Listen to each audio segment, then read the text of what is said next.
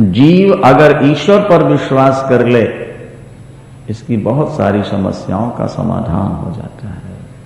गोवर्धन धारण करके जिन्होंने ब्रजवासियों को बचाया, वे भगवान कहीं गए नहीं। भक्ति देवी जो भगवान की भक्ति में डूब जाते हैं, भुक्ति और मुक्ति उनके हाथ में आ जाती है। भुक्ति और मुक्ति तो दासियां हैं। मैं तुम्हारे बेटों को जवान बनाता हूं। कान में मुंह लगा करके देवर्षि नारद ने वेद वेदांत सुनाया, ब्रह्मसूत्र सुनाया, गीता सुनाई, लेकिन जवानी नहीं मिली। जब जवान नहीं हुए बच्चे दोनों ज्ञान वैराग, तो चिंता हो गई, अब क्या करें। आकाशवाणी हुई, उपाय करो देवर्षि जी, सफलता मिलेगी। क्या उपाय करें, ये बात गुप्त रही। देवर्षि जी चल पड़े ये कहकर, भक्ति देवी चिंता नहीं करो, जब तक तुम्हारे बेटों को जवान नहीं बना दूंगा मैं चैन से नहीं बैठूंगा। देवर्षि नारद आगे बढ़ते जा रहे हैं। मार्ग में जो ऋषि महर्षि मिलते हैं सबसे उपाय पूछ रहे हैं। ज्ञान वैराग्य को जवान बनाने का कोई उपाय नहीं, ब्रह्मसूत्र और वेदांत ही उपाय था, वो आप कर चुके हो। बद्रीनाथ पहुंच गए देवर्षि नारद। वहां सनकादि चारों ऋषि मिल गए जो सृष्टि के आदि पुरुष हैं, सनक, सनंदन, सनातन, सनत कुमार। वो सदा भगवान का संकीर्तन करते हैं, कथा में ही डूबे रहते हैं। हरि शरणो हरि शरणो हरि शरणो हरि शरणो हरि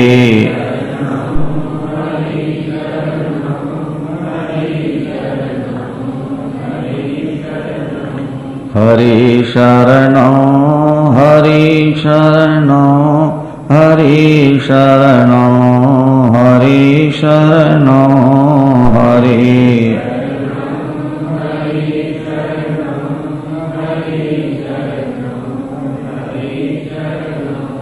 ईश्वर के आश्रित रहकर आप दुनिया में जिएं, आराम से जिंदगी कट जाए। कबीर दास जी का एक दोहा है, चलती चक्की देखकर दिया कबीरा रोए, और दुई पाटिन के बीच में साबित बचा न कोई। चक्की जब चलती है तो कनक पिसती जाती। ये पृथ्वी और आकाश रूपी दो पाट हैं चक्की के। सूर्य नारायण चल रहे हैं, पृथ्वी चल रही है, इसके बीच में हम और आप कनक की तरह पिस रहे हैं, मौत की ओर बराबर आगे जा रहे हैं, बढ़ रहे हैं। कबीर के पुत्र कमाल ने एक बात कही, चलती चक्की चलने दे और पिस पिस आटा होए, और कीले पाटी में रहे तो बाल न बांका हो।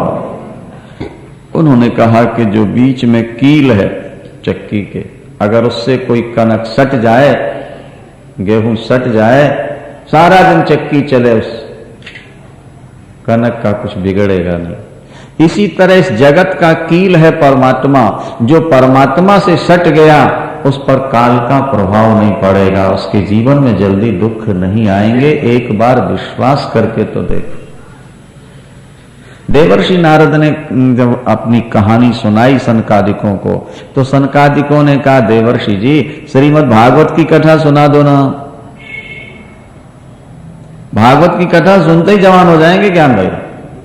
देवर्षि जी को विश्वास नहीं हुआ। इतने बड़े बड़े वेद वेदांत गीता ब्रह्मसूत्र सुना दिए, जवानी नहीं मिली से कैसे मिली। सनकादिकों ने कहा कि एक बार करके तो देखो भाई, परीक्षण ही सही। गाय की दूध में मक्खन है, लेकिन जब तक बाहर नहीं निकालोगे तो पूड़ी कैसे तलोगे उसमें। इसी तरह समस्त वेद शास्त्रों में जो मक्खन की तरह भागवत की कथा छुपी थी, महर्षि वेदव्यास ने बाहर निकाली है, आप सुना। नारद जी ने प्रार्थना की, फिर आप ही वक्ता बन जाएं, मैं यजमान बन जाता हूं। सनकादियों ने कहा बहुत अच्छा। सनकादियों का एक नियम है, वो कहते हैं या तो हमें कथा सुना दो या हमसे सुन लो। वृंदावन आप सुनाओ तो हम सुनते हैं, और नहीं तो हम सुनाते हैं, आप सुनो। वो दुनिया की बात नहीं करते। व्यापारियों की तो सारी जिंदगी उसी लेन देन में बीत जाती है।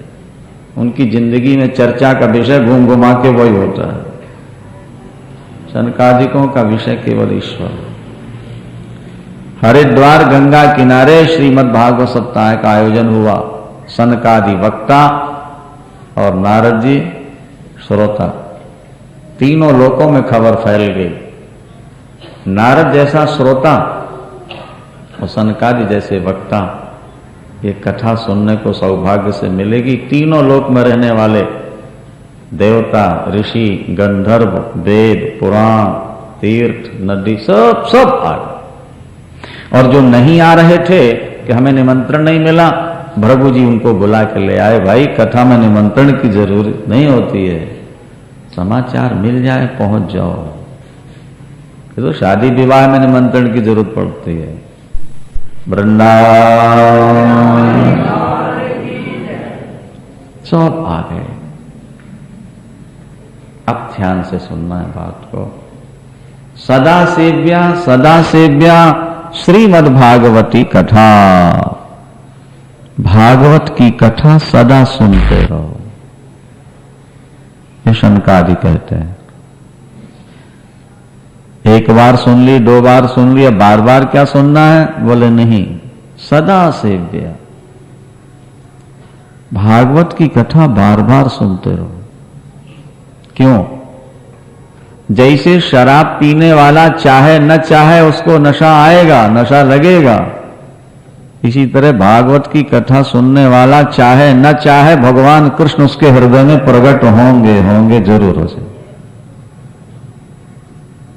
श्रद्धा से सुने और सदा सुनता। कथा को जीवन का एक अंग बना लो। जैसे चाय पीने वालों के जीवन में चाय पीना एक उनका स्वभाव है, पीनी ही 2 टाइम। चाय कब तक पियोगे? जब तक जियोगे। तो कथा कब तक सुननी है? बोले जब तक जीवन है, जब सुयोग मिलेगा 1000 काम छोड़ के कथा में जाना पड़ा मुझे। यस्या श्रवण मात्रेण, कथा केवल सुन लीजिए, आपके हृदय में परमात्मा का प्रकाश हो। श्रद्धा से सुनिए। श्रद्धा और विश्वास के बिना तो फिर कुछ फल मिलता ही नहीं। दुर्योधन के सामने भगवान कृष्ण खड़े हैं, वो मानते ही नहीं कि भगवान, क्या फल मिले? और पत्थर को भगवान मान लिया धन्ना जाट ने, तो भगवान उनके अंदर से प्रकट हो। ये तो जाकी रही भावना, जैसी प्रभु मूरत देखी तिन तैसी।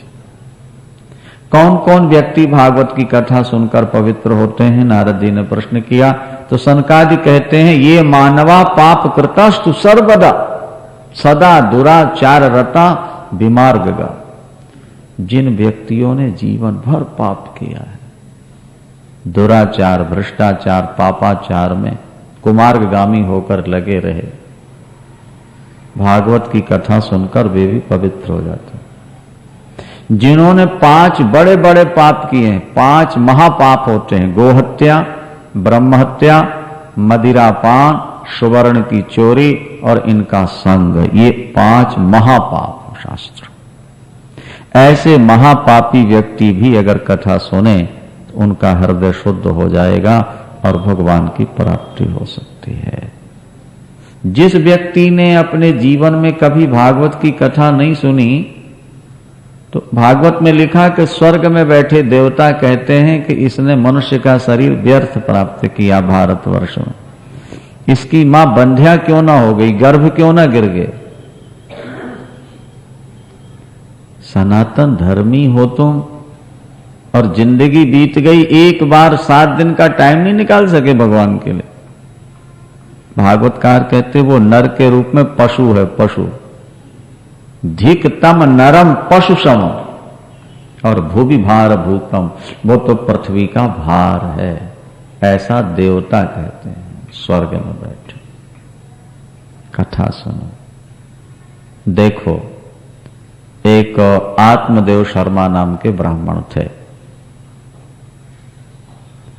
ध्यान से सुनेंगे। उनकी पत्नी का नाम था धुंधली। ये सारी कथाएं व्यक्ति के जीवन से जुड़ी हैं। हमारी आपकी आत्मा का ही नाम आत्मदेव शर्मा है। और पत्नी धुंधली माने बुद्धि, विषयासक्त बुद्धि ही धुंधली है। जो बुद्धि विषयों में लगी रहती है उसमें ज्ञान की योग्यता नहीं रह जाती, वो जड़ हो जाती है। आत्मदेव शर्मा ने जितना धन कमाया आधा दान करते रहे, किसी तरह पुत्र हो जाए लेकिन नहीं हो। दुखी होकर जंगल चले गए, एक महात्मा मिले, महात्मा को देखते ही चरणों में गिर के रोने लगे। महात्मा ने कहा कथम रोदिश विप्रत्वम काते चिंता बलियसी, देवता क्यों रो रहे हो? भगवान प्रभु ने सब कुछ दिया लेकिन संभालने वाला नहीं। पितरों को पिंडा पानी कौन देगा? वंश नष्ट हो जाएगा तो पितर गर्म पानी पिएंगे। मैं इतना भाग्यहीन हूं कि गाय घर में लाऊं तो बछड़ा देना बंद कर देती, वृक्ष लगाऊं तो फल नहीं देती, फल खरीद के ले आऊं तो कीड़े पड़ जाते हैं। मेरे पाप बहुत हैं, भगवान कोई उपाय बताइए, मुझे एक बेटा मिल जाए। वो सिद्ध संत थे, उन्होंने मस्तक की रेखा देख के बता दिया 7 जन्म तक तेरे संतान नहीं होंगे। 7 जन्म। संतान की चिंता छोड़ो, भगवान का भजन करो। सन्यासी सर्वथा सुखम, भजन में जो आनंद है वो दुनिया में कहीं मिल ही नहीं सकता आपको। दुनिया को पकड़ने में शांति नहीं है, दुनिया को छोड़ने में शांति है। और कितने ही बड़े से बड़ा नास्तिक क्यों ना हो, कितने ही बड़े से बड़ा भोगी और लोभी क्यों ना हो, 24 घंटे में 5, 7, 8 घंटे के लिए दुनिया को छोड़ना ही पड़ेगा, नहीं तो मर जाएगा। क्या निद्रा क्या है? दुनिया को पकड़े रहना है कि छोड़ना है? अगर तुम दुनिया में सुख मानते हो तो सदा जागते रहो, तब हम तुमको समझें कि हां तुम सचमुच में भोगों को ज्यादा सुख रूप मानते हो। कितना ही बड़ा भोगी लोभी क्यों ना हो, नास्तिक क्यों ना हो,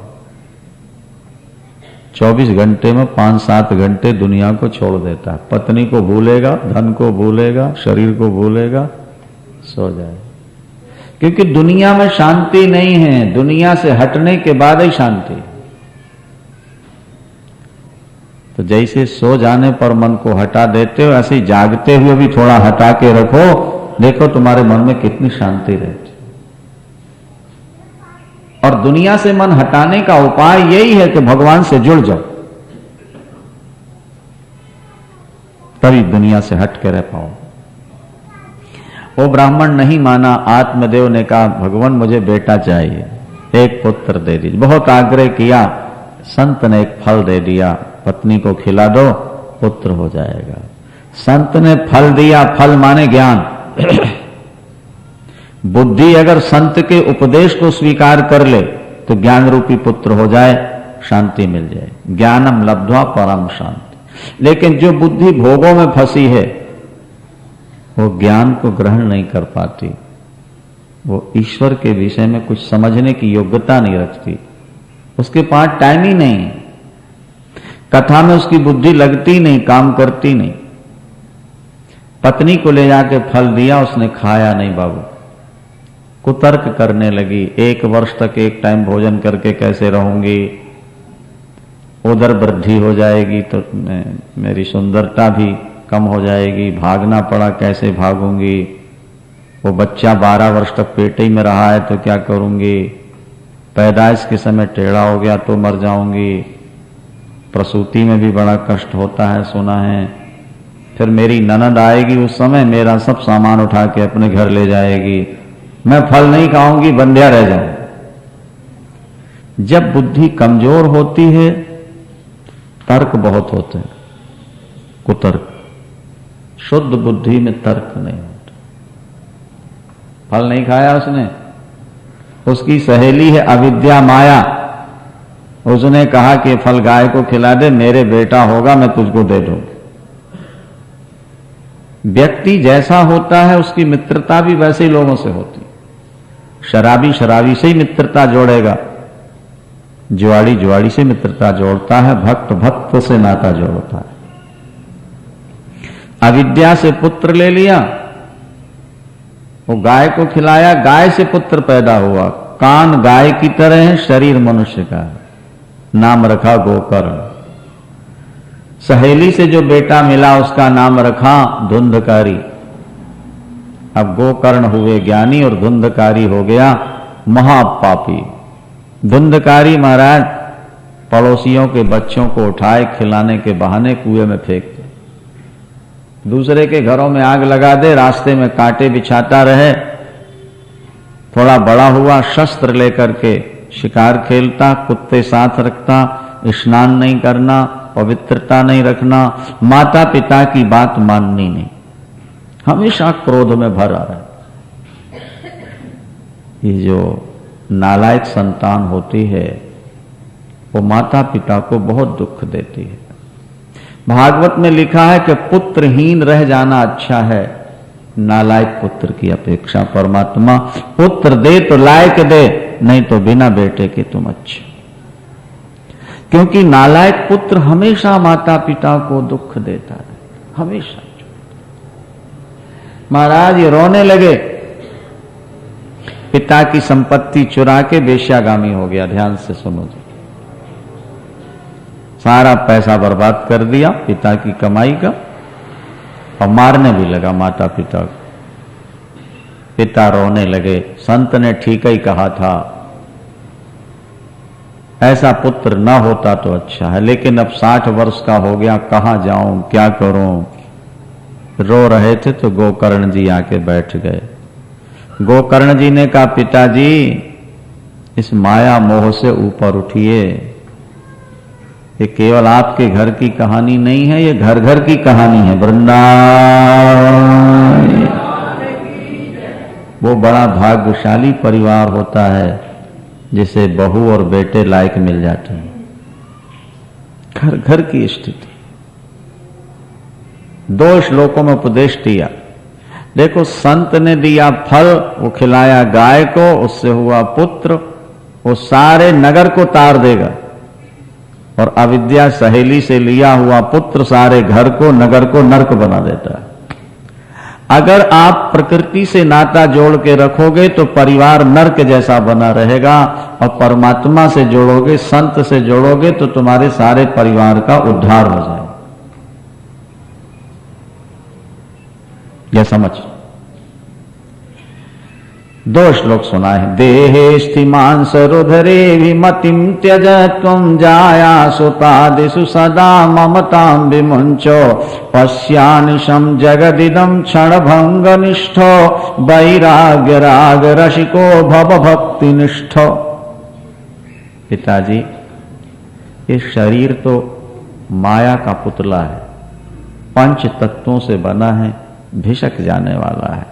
ये शरीर मैं नहीं हूं, शरीर मेरा है, मेरा मुझसे अलग होता है। इससे नाता तोड़ लो, अभिमान छोड़ दो, और पत्नी पुत्र की ममता त्याग दो। संसार क्षण भंगुर है। इस दुनिया में कितने लोग पैदा हुए और मेरी मेरी करते मर गए, नामो निशान भी नहीं रह गया। पत्नी पुत्र से ममता हटाओ, धर्म का आचरण करो, भगवान की भक्ति करो और सेवा करो, और सदा भगवान की कथा सुनते रहो। इससे आपके मन को शांति मिलेगी और परम पद मिल जाएगा। आप तो भागवत जी की पुस्तक लेके बद्रीनाथ चले जाओ, घर में रहोगे, घर की समस्याएं चुभती रहेंगी। 60 वर्ष की अवस्था में पिताजी बद्रीनाथ गए।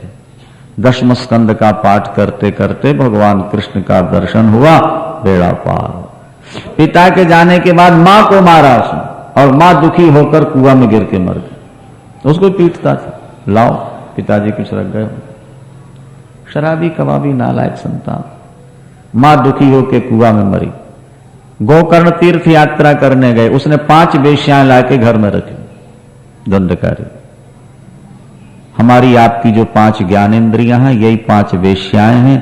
इनकी नित नई मांग होती है, इनके लिए भी हम पाप करते हैं, और इंद्रियां ही एक दिन हमको मार देती। एक दिन वो बहुत सा धन कमा के लाया है और वेश्याओं ने आपस में विचार किया कि कभी भी पकड़ा जाएगा, मारा जाएगा, इसलिए इसको मार के धन लेके भाग चलो। जब सो रहा था शराब पी के, गले में रस्सा बांधा और लटका दिया उसके मुख में अंगार भर दिए, मर गया। वहीं कच्ची जमीन थी, खोद खाद के गड्ढा दफना दिया, धन लेके भाग। अकाल मृत्यु हुई, प्रेत बन गया, पापी तो था ही। गोकर्ण जी जब लौट के आए तो देखा हाथी बन के खड़ा है बेड़े में।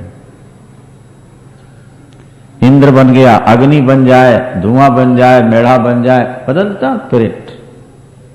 गायत्री मंत्र से जल अभिमंत्रित करके छींटा मारा, पूछा भाई तुम कौन हो? रो पड़ा, अहम भ्राता त्वदीयोस्मि धुंधकारीति नामतः स्वकीये नैव दोषेण ब्रह्मत्वम नाशितम मया। मैं आपका भाई धुंधकारी। भैया आपने बहुत समझाया, मैंने एक नहीं मानी, लेकिन आज मैं बहुत कष्ट भोग रहा हूं प्रेत बन करके। पैसा साथ नहीं जाएगा तुम्हारे, किया हुआ भजन ही तुम्हारा साथी बनेगा। लेकिन आपका सुनाया मुझे असर नहीं कर पाया। आज मैं रो रहा हूं, खून के नाते प्रार्थना करता हूं भैया मेरी मुक्ति करा दो। तुम्हारे नाम से गया में हमने पिंडदान किया है, बोले 100 बार कहोगे तब भी मुक्ति नहीं होगी, तो पाप बहुत ज्यादा। अच्छा तुम जाओ, हम कोई उपाय सोचते हैं। प्रातःकाल उठ के उन्होंने सूर्य भगवान को जल दिया और गायत्री जपने लगे। हमारे भाई का उद्धार कैसे होगा? आकाशवाणी हुई, सूर्य भगवान ने कहा श्रीमद् भागवत की कथा सुना दो, इसकी मुक्ति हो जाएगी। भागवत कथा का आयोजन हुआ है। बांस के अंदर आके धुंधकारी प्रविष्ट है। एक दिन की कथा समाप्ति पर एक गांठ फटती है, दूसरे दिन दूसरी, तीसरी, 7वें दिन 7 गांठें फटी और साक्षात भगवान कृष्ण के रूप में प्रकट हो गया। देवता पुष्प वर्षा के बाजे बजाए और जय जयकार कर वृंदावन। धुंधकारी ने भागवत जी को प्रणाम किया। धन्या भागवती वार्ता प्रेत पीड़ा विनाशिनी। भागवत की कथा धन्य है जिसने मेरे जैसे पापी का उद्धार कर दिया। जो उपस्थित श्रोता थे उनसे धुंधकारी ने कहा, मैं वही धुंधकारी हूं जिसका नाम सुन के आप कांप जाते थे। आज मैं कृष्ण बन गया भागवत की कथा सुन के।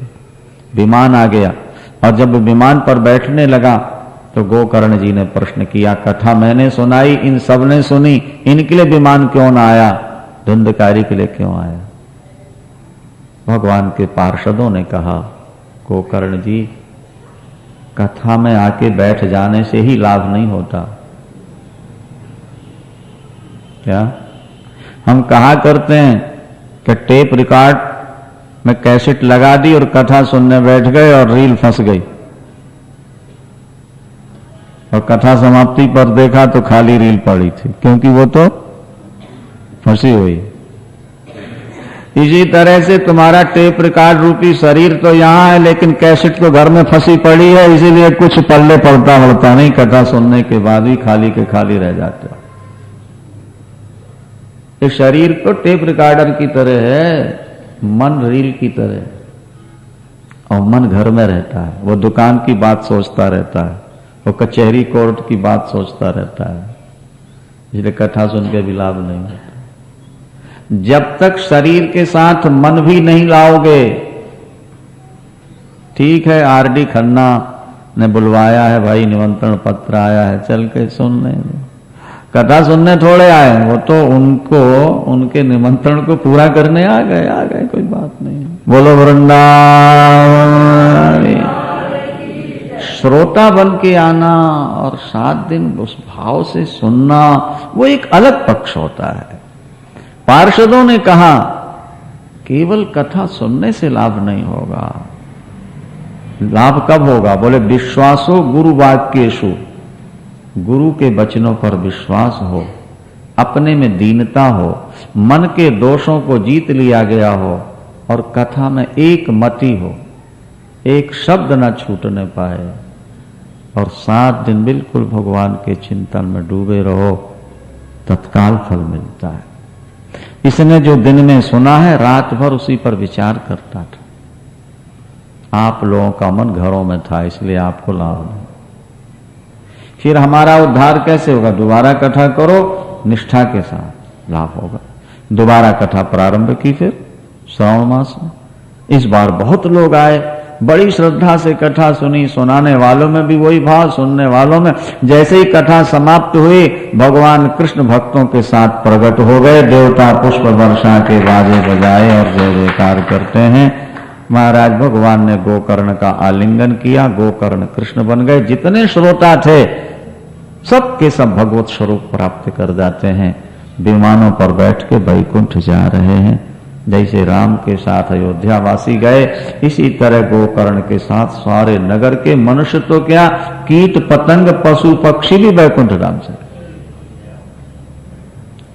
धुंधकारी ने नरक बनाया और संत के फल ने सारे नगर को वैकुंठ भेज दिया।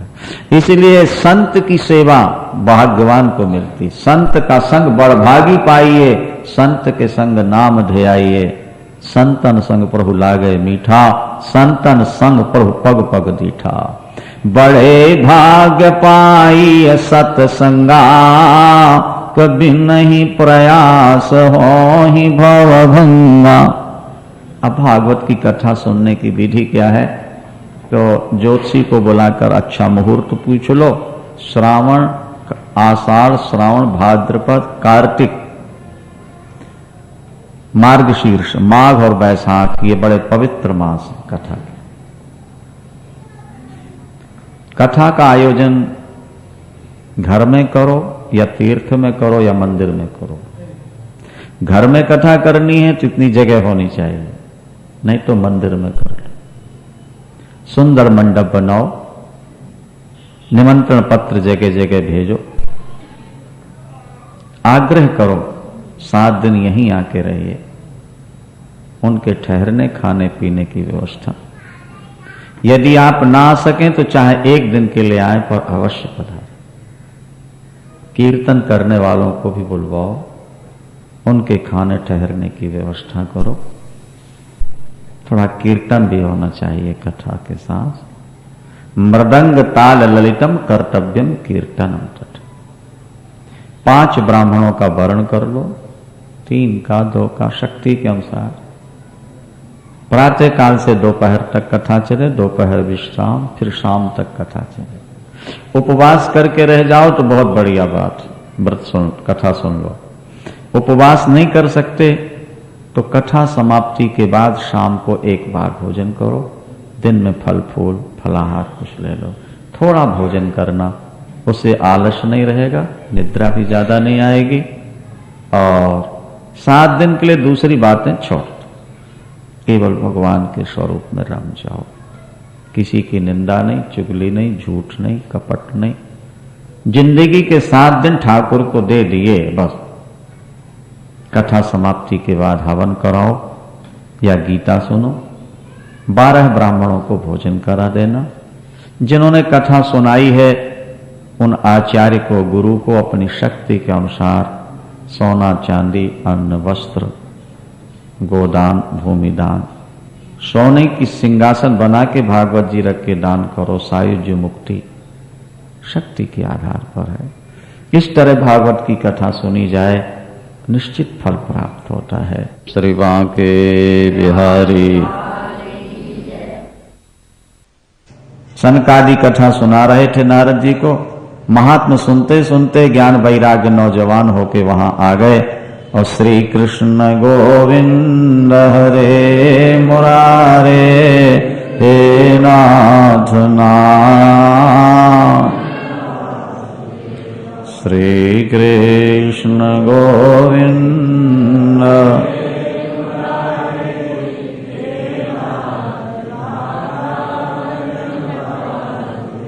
भक्ति ज्ञान वैराग्य तीनों नाच रहे थे। बड़ा मधुर नृत्य था, संकीर्तन था। भगवान भी प्रसन्न हुए। कहते हैं समाप्ति पर भगवान कृष्ण आ गए और महासंकीर्तन हुआ।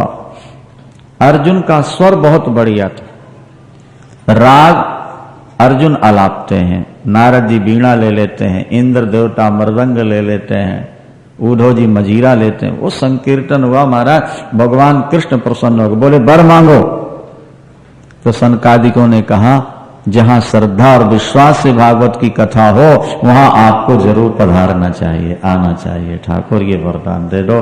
भगवान ने कहा वचन देते हैं जो श्रद्धा विश्वास से भागवत करेंगे कलयुग में, मैं 7 दिन में निश्चित उनके पास किसी भी रूप में आऊंगा। तो भागवत की कथा तो भगवान कृष्ण का के लिए निमंत्रण है, अब वो जरूर आते हैं। श्रद्धा और विश्वास लेकर के श्रवण करना है। परीक्षित साक्षी हैं, 7 दिन भागवत की कथा सुनकर के मुक्त हो गए हैं। यमराज ने अपने दूतों से कह रखा है जो भागवत की कथा सुने उनको यमलोक नहीं लाना, उनका निर्णय भगवान कृष्ण ही करते हैं। भागवत एक कल्प वृक्ष का पका हुआ फल है। भाग्यवान है वो जो कथा का आयोजन करते हैं, और वे भी कम भाग्यशाली नहीं हैं जो दूर दूर से आकर के 7 दिन बैठ के कथा सुनते हैं। जीवन का कुछ पता नहीं है, पानी का बुलबुला कब खिसक जाए, इसलिए जीवन रहते रहते जो बन सके वो अपने द्वारा शुभ कर्म हो जाना चाहिए। वृंदावन। भागवत प्रारंभ करते हुए महर्षि वेदव्यास भगवान की स्तुति करते हैं। किसी भी कार्य के प्रारंभ में, मध्य और अंत में भगवान का स्मरण कर लिया जाए, कार्य में होने वाली त्रुटि की पूर्ति हो जाती है और वो कार्य निर्विघ्न परिपूर्ण होता है। इसलिए हमारे यहाँ ये पुरानी परंपरा है, किसी भी कार्य को प्रारंभ करते हुए परमात्मा का स्मरण करना चाहिए। महर्षि वेदव्यास फिर स्तुति करते हुए कहते हैं जन्माद्यस्य अस्य विश्वस्य जन्मादि। इस विश्व की जिससे उत्पत्ति हुई है, पालन और संहार होता है, जो संसार के सभी पदार्थों में समाया हुआ है तथा सबसे अलग भी है, वो स्वयं प्रकाश है, सर्वज्ञ है। सृष्टि के प्रारंभ में जिन्होंने ब्रह्मा को वेदों का ज्ञान दिया, वेद वो वाणी हैं जिसमें बड़े बड़े विद्वान व्याख्या करने में मोहित हो जाते हैं। ये माया, ये संसार मिथ्या है, लेकिन जिनकी सत्ता से सत्यवत भास रहा है। जैसे रस्सी में सर्प, सर्प तो मिथ्या है, लेकिन जिसमें सर्प भास रहा है वो रस्सी तो सत्य है। तो रस्सी में जैसे सर्प की भ्रांति हो जाती है अंधकार के कारण, इसी तरह अज्ञान के कारण परमात्मा में जगत की भ्रांति हो जाती है।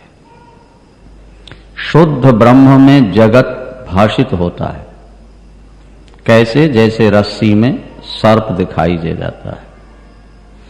यद्यपि वहां सर्प नाम की कोई वस्तु नहीं, लेकिन अंधकार के कारण रस्सी में सर्प भासता है, दिखता है। इसी तरह शुद्ध ब्रह्म में यह जगत दिखता है। और टीवी उसका सबसे बढ़िया उदाहरण है। चित्र जो हमें दिखते हैं टीवी के अंदर, वो शुद्ध लाइट है केवल। फिल्म के माध्यम से लाइट ही अनेक रूप में पर्दे पर दिखती है, भासित होती है। पर्दे में दिखने वाली नदी, पहाड़, समुद्र, सभी वस्तुएं केवल लाइट रूप ही। इसी तरह शुद्ध परमात्मा में माया के संयोग से यह संसार दिखाई देने लगता है।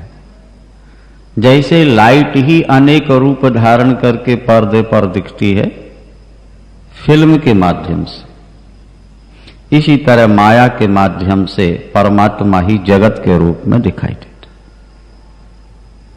ये जगत नाम की कोई चीज है ही नहीं। ऐसा शास्त्र मानते हैं।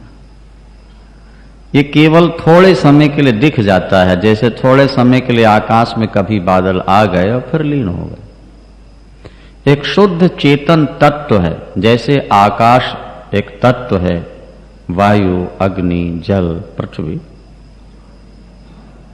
तो जल में, पृथ्वी में तो विकार दिखाई देते रहते हैं, लेकिन आकाश मूल में निर्विकार रहता है।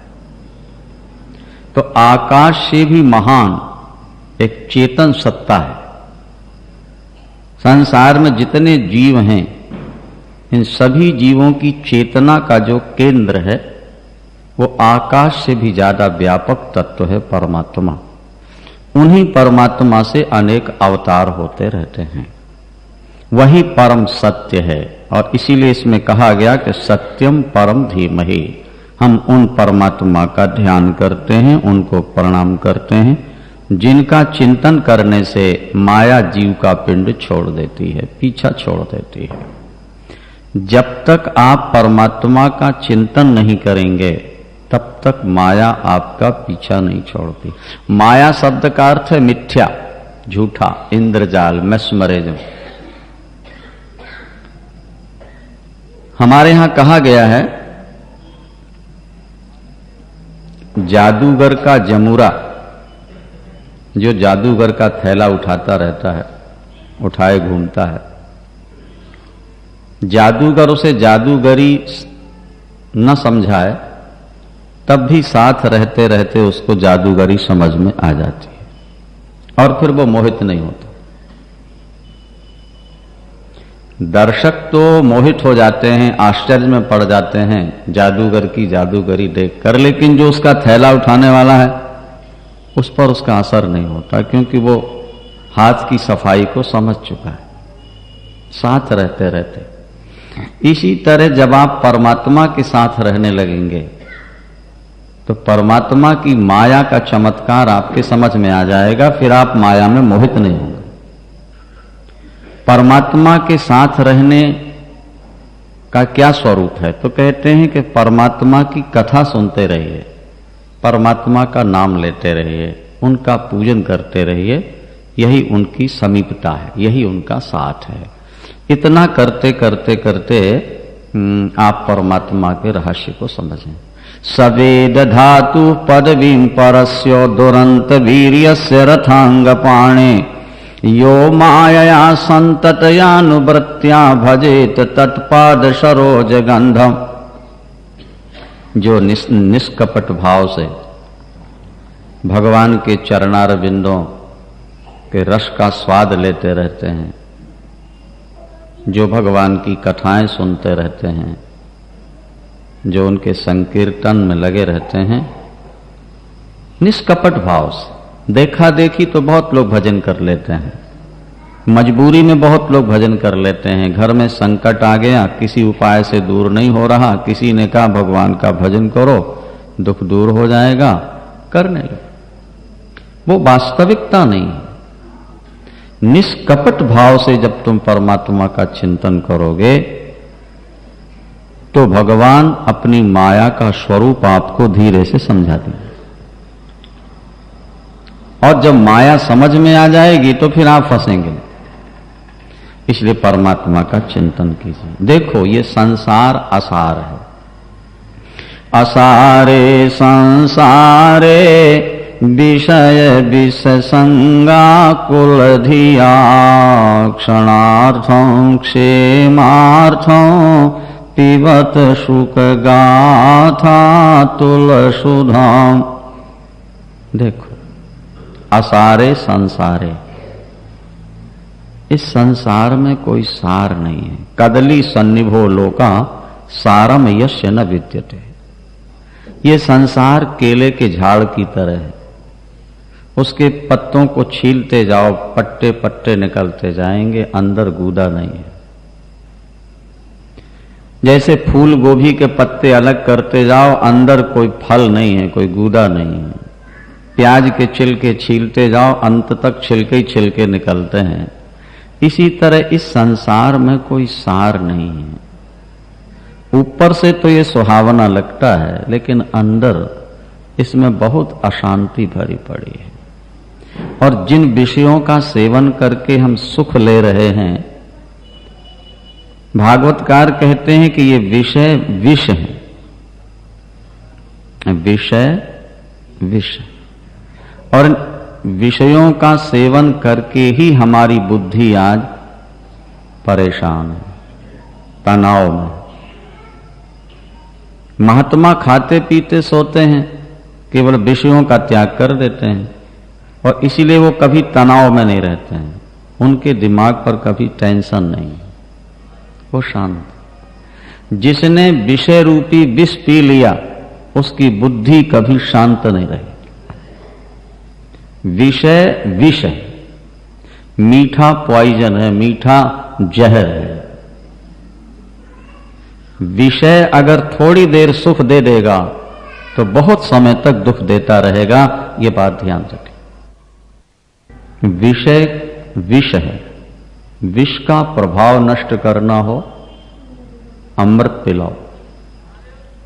अमृत से विष का प्रभाव क्षीण हो जाएगा, नष्ट हो जाएगा। संसार के विषय भोग यदि विष हैं तो भगवान की कथा अमृत है। आज तक आपने विषय रूपी विष पिया है, अब उसके ऊपर कथा रूपी अमृत पी जाओ, उस विषय का प्रभाव खत्म हो जाएगा, विष का प्रभाव खत्म हो जाएगा। ज्यादा समय नहीं मिलता तो थोड़ा समय भी निकाल लो, इस कथा रूपी अमृत को पी लो। बिना साक्षी के केस का निर्णय नहीं होता अपने पक्ष। किसी ने किसी को मार दिया, रंगे हाथ पकड़ा गया, लेकिन मजिस्ट्रेट कहता है साक्षी क्या है, चश्मुद्दीन गवाह होना चाहिए ना, है? भागवत की कथा सुनकर के आपका उद्धार हो जाएगा, जहर का प्रभाव खत्म हो जाएगा। इसका प्रमाण क्या है? कोई साक्षी है? बोले परीक्षित साक्षीयत। इसके लिए परीक्षित जी प्रमाण है। 7 दिन कथा सुन करके जो तर गए, अमर हो गए, इसलिए भागवत कथा सुनो। श्रीमद् भागवत में निष्कपट वैष्णव धर्म का निरूपण है। मानव जीवन में जानने योग्य जो परम तत्व है उसका विशद विश्लेषण है, जिसे जान लेने के बाद जीवन के तीनों तापों का सदा के लिए उन्मूलन हो जाता है, वे नष्ट हो जाते हैं। श्रीमद् भागवत सुनने की जब इच्छा होती है श्रोता के मन में, तो भागवत प्रारंभ होने से पहले ही भगवान कृष्ण उनके हृदय में आकर के बैठ जाया करते हैं।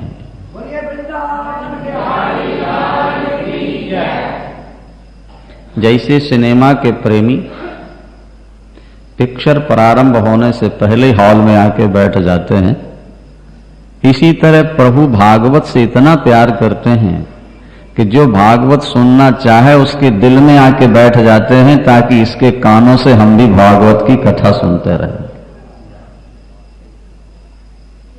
इसलिए जब तक ठाकुर की कृपा ना हो, व्यक्ति भागवत कैसे सुन सकता है? एक वेद रूपी कल्प वृक्ष का पका हुआ फल है, इसमें रस ही रस है। फल तो खाया जाता है, शुकदेव भगवान कहते हैं ये पिया जाता है। पेय वस्तु मुख से पी जाती है, लेकिन ये कानों से पिया जाता है। कान को प्याली बनाकर भागवत कथा रूपी अमृत पी जाओ, पीते रहो, जीवन भर पीते रहो। कई ऐसे श्रोता हमको मिले जो कहते हैं महाराज, जब से आपकी कथा सुनी, रात्रि में कैसेट सुनकर ही हम सोते हैं। नियम बना लिया है, सुनते सुनते सो जाते, बड़ी शांति है। पिबत भागवतम रसमालयम, भागवत रस पियो, कब तक पियो? जब तक जियो, मृत्यु पर्यंत पीते रहो, दोबारा जन्म नहीं लेना पड़ेगा। भाई, जन्म और मृत्यु का बहुत बड़ा कष्ट है। ये जीवन के 4 दुख बड़े भयानक हैं, शास्त्र कहते हैं। जन्म, मृत्यु, जरा, व्याधि, ये भगवान कृष्ण कह रहे हैं। हो सकता है आपके जीवन में कोई बीमारी न लगे या बुढ़ापा ना आए, पहले ही समाप्त हो जाए, पर जन्म और मृत्यु का दुख तो अवश्यम भावी है ना, उसे तो कोई मिट ही नहीं सकता। दो, और दो बीच में आते हैं, भयानक बीमारी का लग जाना या ज्यादा दिन जीने के बाद वृद्ध हो जाना। वृद्धावस्था में शरीर का एक एक अंग पीड़ा देता है, गांठ गांठ में दर्द होता है, पाचन क्रिया क्षीण हो जाती है, खाने की इच्छा बढ़ी है, हजम होता नहीं, बूढ़े के पास कोई बैठता नहीं, बात करना चाहता है पर उससे कोई बोलता नहीं, कान वैसे जवाब दे जाते हैं, आंखें भी जवाब दे जाती हैं। वृद्धावस्था बहुत बड़ा दुख का जीवन है, एक एक दिन गिन के काटना होता है। और भयानक बीमारी लग जाए तो फिर व्यक्ति खाट पर पड़ा पड़ा एक एक क्षण गिनता रहता है। इन सब से छुट्टी पाना हो तो भगवान की शरण में आ जाओ। भगवान कृष्ण कहते हैं, अर्जुन अगर मेरा भजन करके तुमने मुझे प्राप्त कर लिया तो मैं तुमको वहां ले जाऊंगा जहां से लौट के दोबारा यहां आने नहीं पड़ेगा। तुम यद गत्वा न निवर्तन्ते तद्धाम परमम मम, मेरा वैकुंठ धाम वो है जहां जाकर व्यक्ति वापस नहीं लौटता। वहां क्या है, क्या मिलेगा? बोले न तत्र शोको न जरा न मृत्यु, मेरे वैकुंठ में कोई शोक नहीं, दिमाग में कोई तनाव नहीं, न जरा, वहां बुढ़ापा नहीं आता किसी, न मृत्यु, वहां किसी की मृत्यु नहीं होती, न चारती, वहां कोई दुख नहीं, वहां मन में कोई उद्वेग नहीं, वहां आनंद का ही जीवन, वहां तक मृत्यु पहुंच नहीं पाती। पार्थ भजन करके मुझे प्राप्त कर लो। आदि शंकराचार्य भगवान भी यही कहते हैं, पुनरपि जननम पुनरपि मरणम पुनरपि जननी जठरे शयनम इहि संसारे खलु दुष्टारे कृपया पारे पाहि मुरारे भज गोविंदम गोविंदम भजो मूढ़ मत। अरे मूर्ख जीव, भगवान के पाद पद्मों का चिंतन कर ले, जन्म और मृत्यु के चक्र से सदा के लिए मुक्त हो जाएगा। माता के गर्भ में शयन करना नरक है, नरक। जन्म दुख, जरा दुख, मृत्यु दुख, गर्भ दुख, दुखों ही दुखों से जीव भरा पड़ा है। अभी हम कहीं कथा सुनाते हुए सुना रहे थे कि ये जो बेचारे मिस्त्री होते हैं, ठेकेदार होते हैं, लेबर और मिस्त्री,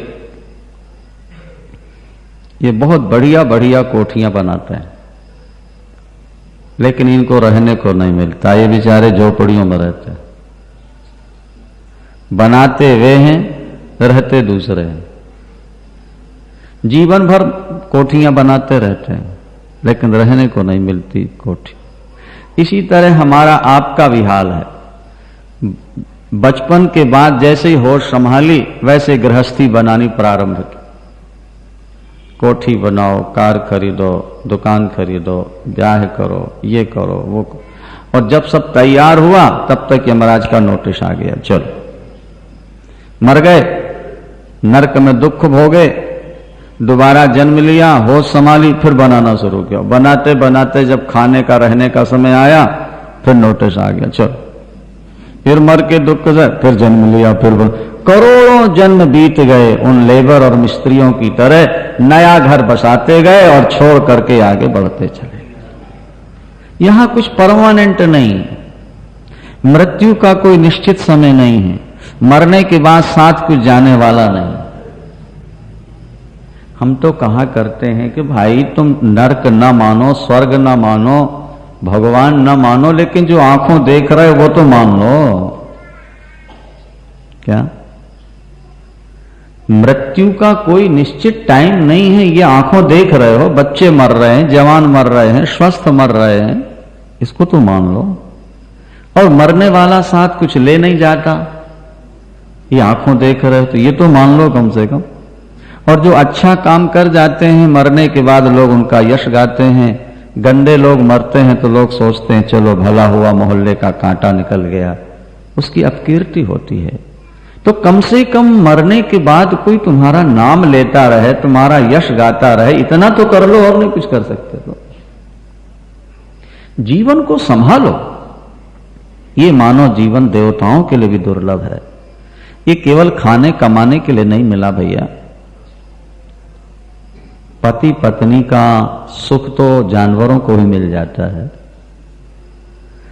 वे भी पति पत्नी मिलकर रहते हैं, बच्चों का उनको भी प्यार मिल जाता है। चिड़िया भी चोंच में दाना लाके बच्चों को खिलाती है, अपने पंखों से उनको खुजलाती है, चोंच से चोंच मिला के प्यार कर लेते हैं। वे भी खाते हैं, सोते हैं, बाल बच्चे पैदा करते हैं और पति पत्नी मिलकर रह लेते हैं। अगर यही काम हम मानव जीवन में करते रहे तो फिर उन पशु पक्षियों में और मनुष्य में अंतर क्या रह गया, जरा ये तो बताओ। भागवत ने तो लिखा है कि वो व्यक्ति गधे, कुत्ते और सुअर से भी गया बीता है जो मनुष्य का शरीर पाके परमात्मा का चिंतन नहीं करता। स्वबिट बराहोष्ट्र खरई संस्तुता पुरुषा पशु। सुखदेव भगवान कहते हैं वो व्यक्ति पुरुष पशु है। आकृति से पुरुष है, नाम से पुरुष है, लेकिन वास्तव में वो पशु है। पुरुष पशु भागवत का शब्द। और गधे, कुत्ते, सुअर जैसा भगवान का पावन नाम छोड़ करके निंदा और चुगली रूपी गंदगी खाने वाला, भगवत कथा अमृत है, उसको पीना छोड़ करके दुनिया की गंदी बातें सुनता रहता है। भगवान के दिव्य स्वरूप का दर्शन छोड़ करके सेक्स प्रधान गंदे चित्र देखता रहता है। ये जीव देखता हुआ अंधा, सुनता हुआ बहरा और बोलता हुआ गूंगा है। बोलना तो जानता है लेकिन नाम नहीं लेता, सुनता तो है पर कथा नहीं सुनता, और दृष्टि है पर भगवान का दर्शन नहीं करता। अंधा, बहरा और गूंगा है। मानव जीवन तुम्हें प्राप्त हुआ है, भगवान की कथा में अपना समय बिता दो। संकट में भी भगवान का नाम ले लिया जाए तो समस्त पापों से व्यक्ति मुक्त हो जाता है। शौनकादि ऋषि सूत जी से कहते हैं, हम बहुत दिनों से कथा सुन रहे हैं लेकिन हमको तृप्ति नहीं मिल रही। हमें लगता हम और सुने और सुने और सुने। जैसे शराबी को शराब से तृप्ति नहीं मिलती, जीवन भर पीता रहता, ज्यादा से ज्यादा पीने की कोशिश करता है। इसी तरह जब आपके हृदय में भगवत कथा के प्रति स्वाद आने लगे और ज्यादा से ज्यादा सुनने की लालसा बढ़ जाए, समझ लेना आपको निश्चित भगवान की भक्ति मिलेगी और भगवत दर्शन होगा, आपका जीवन सफल हो जाएगा। वृंदावन। शौनकादि ऋषियों ने पूछा, भगवान कृष्ण और बलराम जी ने कौन कौन सी लीलाएं की? उनके लीला समापन के बाद धर्म किसकी शरण में गया? क्योंकि प्रभु के अवतार से पहले धर्म नष्ट हो चुका था और भगवान कृष्ण के बाद धर्म चारों चरण से पूर्ण हो गया था। सूत जी बहुत प्रसन्न हुए, सुखदेव भगवान को प्रणाम किया, नर नारायण को प्रणाम किया और कहने लगे, ऋषियों, दुनिया में सबसे श्रेष्ठ धर्म वो है जहां तुम्हें भगवान की भक्ति मिल जाए। जिसे भगवान की प्रेमा भक्ति मिल जाएगी उसके हृदय में ज्ञान और विज्ञान अपने आप जागृत हो जाते हैं। और जब वैराग्य और ज्ञान का जन्म हो जाता है तो हृदय की गांठ खुल जाया करती है। अपने धर्म का पालन करने के बाद भी यदि आपको भक्ति ज्ञान नहीं प्राप्त हुआ तो धर्म पालन का कोई विशेष फल नहीं है, ऐसा मान लेना चाहिए। थोड़ा सा कठिन है, ध्यान से सुनो। वृंदावन बिहारी। व्यक्ति धन कमाता है, उसके दो रास्ते हैं। धन कमा के या तो धर्म में लगाए या उससे भोग ले, ऐश कर ले। तो धन कमाने का फल है धर्म, और धर्म के भी दो रास्ते फल हैं। या तो धर्म कमा के फिर भगवान से धन मांगे कि मैंने इतना दान किया, मुझे और मिले, या धर्म करके भगवान के चरणों में उसका फल समर्पित कर दे, तो हृदय शुद्ध हो जाएगा, उससे भगवान की प्राप्ति हो जाती है। धन कमा के ऐश नहीं करना, धर्म करना। धर्म करके फिर धन नहीं मांगना, हृदय की शुद्धि मांग ले। इंद्रियों से विषयों का सेवन उतना ही करना जितने से जीवन चलता रहे। इंद्रियों को तृप्त करने के लिए विषयों का सेवन नहीं करना, क्योंकि इंद्रियों को तृप्ति आज तक प्राप्त हुई नहीं। इंद्रियों को जितने विषय देते जाओगे, भोगने की इच्छा उतनी ज्यादा बढ़ती चली जाए। कामस्यो नेन्द्रिय प्रीति लाभो जीवेत यावता। इंद्रियों में आग जलती है, आग, और विषय उसमें घी का काम करता है। जितने विषय देते जाओगे उतनी ही आग बढ़ती जाएगी, और नहीं दोगे तो आग बुझ जाएगी। और भोगों की इच्छा मर गई माने भक्ति जाग गई, और भक्ति जाग गई माने भगवान मिल गए। जब तक भोगों की लालसा है तब तक भक्ति नहीं है, और जब तक जीवन में भक्ति नहीं आई तब तक भगवान नहीं मिलेंगे, और भगवान नहीं मिलेंगे शांति नहीं मिलेगी। ये तो हो गई धर्म अर्थ और की बात, काम की। धर्म अर्थ और काम। अब कर्म की बात भी सुन लो। सूत जी कहते हैं शौनकाद ऋषियों से कि जीवन भर कर्म नहीं करते रहना, एक निश्चित समय अपने जीवन का बना लो, इस समय तक कर्म करेंगे फिर छोड़ देंगे। कितना ही प्रॉफिट हो, कर्म छोड़ दें। क्यों?